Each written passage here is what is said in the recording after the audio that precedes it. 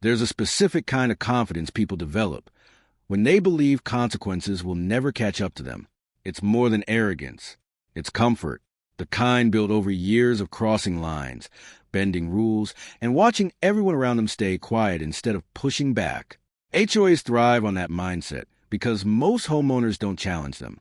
Most people just pay the penalties, obey the notices, avoid attention, and pray they're not chosen as the next example. I wasn't one of those people, and that quickly became an issue for them. Everything began after a storm, a serious one, the kind that arrives without warning, paints the sky an ugly greenish gray, and leaves destruction behind that takes weeks to repair. The rain came down hard. Winds tore through the area strong enough to snap branches, flood low ground, and force water into places it should never reach. My property sits below a stretch of lakefront homes connected to an HOA. Technically, I'm not part of their association. My land existed long before their development was built. Their houses may overlook the same lake, but the drainage systems, utility routes, and access roads tied to that neighborhood all pass through my property. And that detail matters more than people realize because while they enjoy the scenery, I'm the one dealing with the runoff every time weather hits. Under normal conditions, it's manageable. Years ago, proper drainage channels were installed to guide excess water safely across my land and into a lower basin farther downhill. Usually, the system works exactly as intended.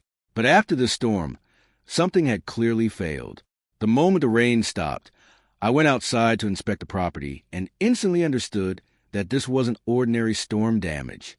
The main drainage channel, the one carrying water from the lakefront homes across my land and toward the basin, had been completely blocked, not by leaves or fallen branches. It was packed with construction debris, gravel, broken concrete, scraps of wood, piles of waste that obviously hadn't ended up there naturally. Somebody had either dumped it there intentionally or ignored it completely during ongoing work. Because the channel was clogged, all that storm water had nowhere to escape. It backed up directly onto my property, flooding sections of my yard, tearing apart part of my fence line, weakening the foundation beneath my storage shed, and worst of all, washing out a large section of the private access road crossing my land, the exact same road the lake house owners depended on to reach their homes. I stood there in the mud staring at the damage while that slow, familiar anger started building in my chest, because deep down I already knew exactly where the debris had come from. For weeks, the HOA had been overseeing renovations around those lakefront properties. Landscaping projects, upgrades, construction work, probably more than I even knew about. And apparently, instead of paying to dispose of the waste properly, someone decided the drainage channel on my land was a convenient dumping ground. So I documented everything. Photos, videos, measurements, every detail I could gather. After that, I called a contractor to inspect the damage. 2 days later, the estimate came back. $128,500. The estimate covered everything. Clearing out the blocked drainage channel, repairing the erosion damage, rebuilding the destroyed portions of the access road, and replacing the sections of fencing and the shed foundation that had been compromised. It wasn't a minor repair bill by any stretch. But the important part was this: none of it should have been my responsibility to pay for. So I handled it the reasonable way. I sent the HOA a full copy of the invoice along with photographs, videos, contractor reports, and a detailed explanation of exactly what had happened. I even approached it professionally, giving them every opportunity to resolve the issue without conflict. I framed it as a situation we could settle quickly and fairly if they were willing to take responsibility. Their response arrived about a week later. One letter, short, cold, completely dismissive.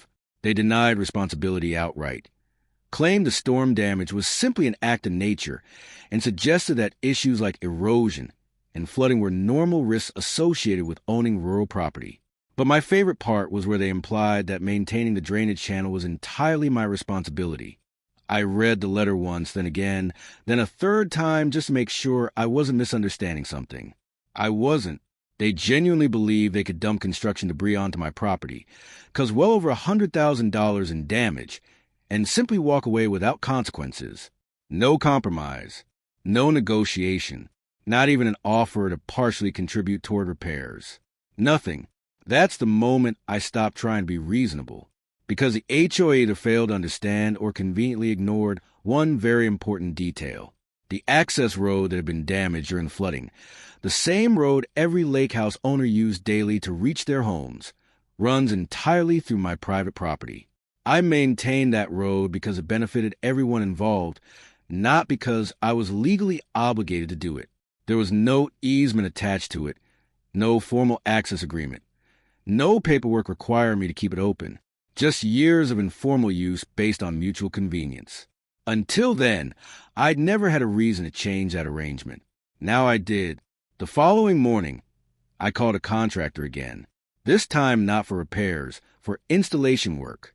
By the end of that same day, 2 heavy-duty steel security gates had been installed. One blocked the entrance to the road, and the second sat farther down near the turnoff leading toward the lake houses. Both gates were placed fully on my property. Both were completely legal, and both were locked. I also installed large signs along the road clearly stating, "Private road, NO unauthorized access." Then I waited. The reaction came faster than I expected. By late afternoon, my phone started ringing. At first it was unknown numbers, then familiar ones. Homeowners from the lake properties confused, frustrated, and demanding answers. A few tried being polite. Others skipped straight to anger. "Hey, I think there's been some kind of mistake. There's a gate blocking the road."